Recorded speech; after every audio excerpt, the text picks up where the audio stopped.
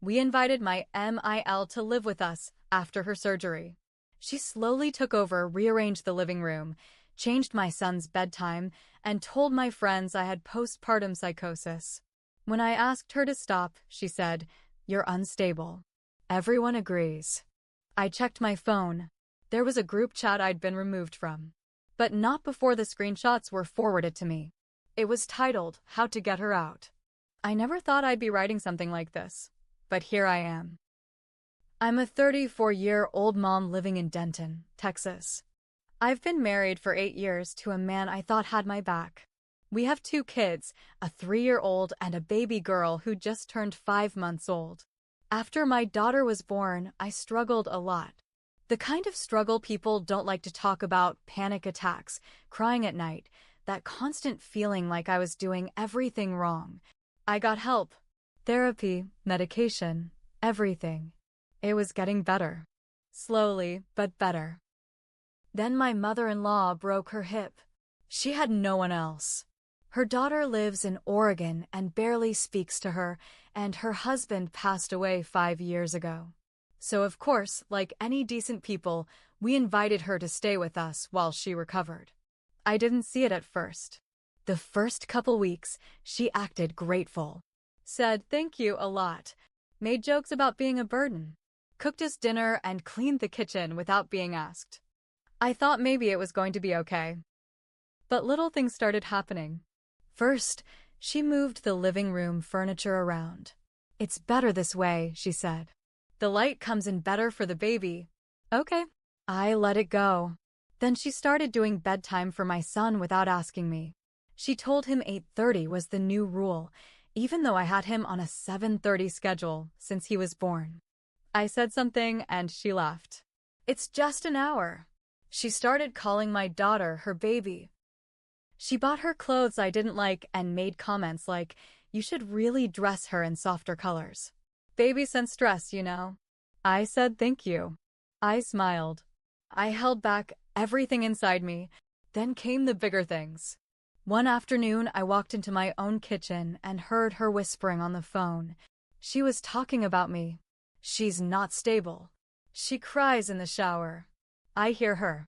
I froze. She didn't see me.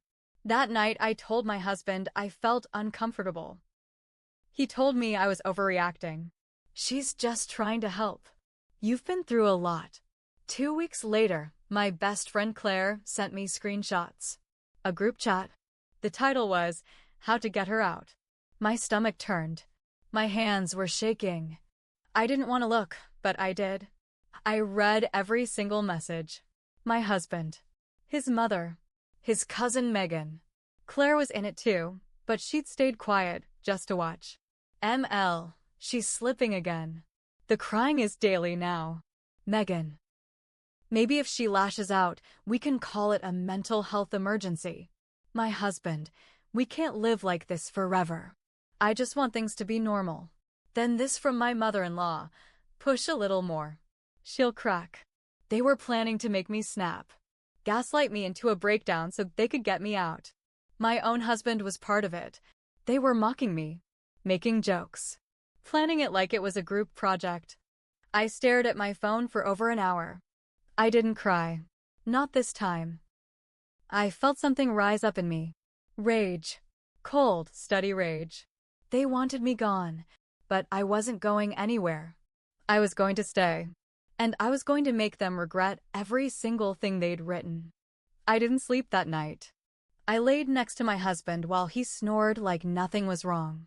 I looked at him, this man who once held my hand through contractions, who cut the cord when our son was born. He had joined a chat to destroy me, to label me unstable, to push me until I broke. I made a plan that night. I didn't scream. I didn't cry. I got calm, cold, quiet. The next morning, I smiled. I kissed my husband on the cheek. I made pancakes and asked my ML how she slept. She smiled back, not knowing I'd seen everything. That was step 1, pretend nothing changed. Step 2 was Claire. I called her when I knew no one would hear me. She was sick over it. Said she joined the chat because she thought something fell off and she didn't want to believe it until she saw it for herself. She offered to help. I told her I didn't need help. I needed proof. So we set traps. I left my journal out with fake pages about dark thoughts. Stuff they'd want to find. They did. 2 days later, I caught Megan photographing it while pretending to borrow my laptop charger. I let them believe they had something. Then I went to therapy and told my counselor everything. Showed her the screenshots. Told her I feared they were trying to trigger me into a breakdown. She documented it all. Next, I started recording. Texas is a one-party consent state. I hid an audio recorder in the living room lamp. It picked up everything. MIL whispering to Megan. Just one more push. She's almost at the edge. My husband, what if she hurts the baby? ML. Then it'll be over faster. I saved it all. Hours of audio. Then I went to our pediatrician. I asked her to note how healthy and cared for my children were. I made sure my daughter's checkup was on record. I had them document everything in my name, not his. Claire came by more often. I had her stay over, help me organize the files. We saved everything to the cloud, to USB drives, printed it all out. I emailed it to a lawyer friend of hers, just in case. I started writing down everything my ML said to me. One night, she cornered me in the laundry room. She said, you know, if you weren't here, things would be easier for everyone. I looked her straight in the eye and said, maybe, but I am here. She narrowed her eyes. Not for long. But she had no idea how wrong she was. 2 weeks later, I made my move. It started with the audio files. I edited together a clean 15-minute clip of the worst things they said, clear voices, clear threats, no cutting context. I played it for my therapist during a session. She was horrified. She said, this is coordinated psychological abuse. You need to protect yourself and your kids. I asked if she could write a letter. She said she'd do better. She'd submit a full report to Child Protective Services on my behalf against them. I wasn't neglecting my kids. I was being targeted. Meanwhile, I let the group chat keep going. Claire still had access, so she kept feeding me updates. Megan suggested taking my kids on a day trip without telling me. My husband agreed. Said it might shake her enough to leave. That was the last straw. I didn't blow up. I didn't scream. I printed out every message, every screenshot, every doctor note, therapist note, pediatrician form. I filed for an emergency custody hearing. Claire's lawyer friend took the case for almost nothing once he saw the evidence. But I didn't tell them yet. I let them stew. One afternoon, while my ML was at her physical therapy appointment, I sat my husband down. Told him I knew everything. He tried to deny it at first, played dumb. Then I pulled out the folder. I watched his face go white as snow. You planned to push me out. To paint me as unstable. To take my kids. He didn't say a word. Just kept staring at the files. Then I told him, you'll be served soon. I'm going for full custody. And I'm going to show all of this. He started begging. Said it was his mom's idea, that he felt stuck. Said he thought I was losing it.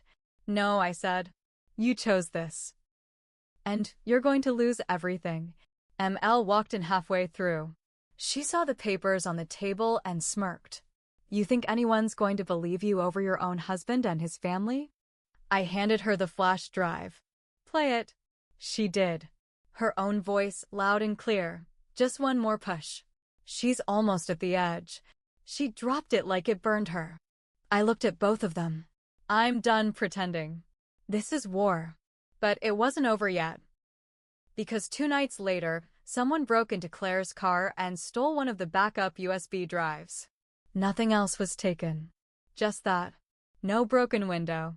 Clean job. That's when I realized they knew they were losing. And they were getting desperate. I had backups. They didn't know that. After Claire's car was broken into, I called the lawyer. He said, this is getting dangerous. We need to move now. The next day, the court granted me an emergency protection order. My husband was served while he was picking up takeout. He came home in a rage, pounding on the front door, yelling for me to talk to him.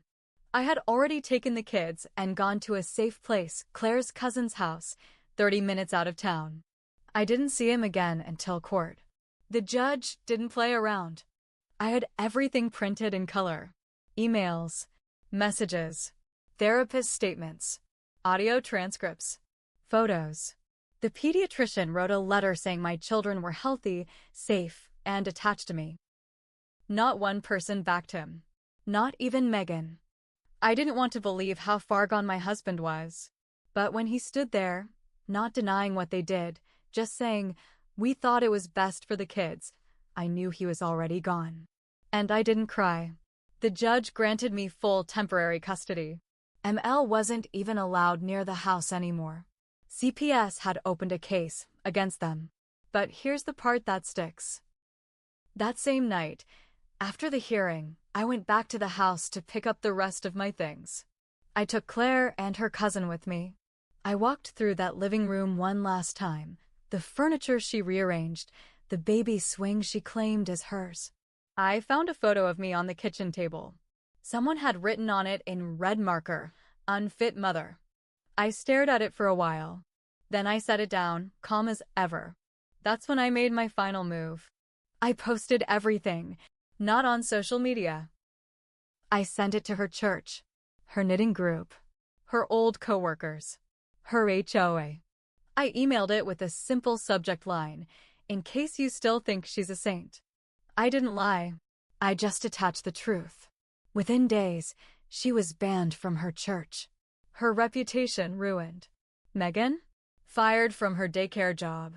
Claire made sure the messages got to the right parents. My husband? His boss heard the audio. "We don't tolerate this," he was told. He lost his job. I didn't even have to press charges. The fallout was enough. And me? I moved. Not far, but far enough. Got a new job. New locks.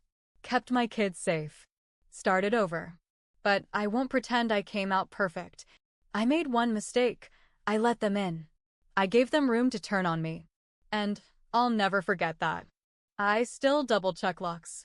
Still wake up some nights expecting to hear her voice. But I survived. They tried to paint me as unstable. So I showed them what a stable woman can do when she's cornered.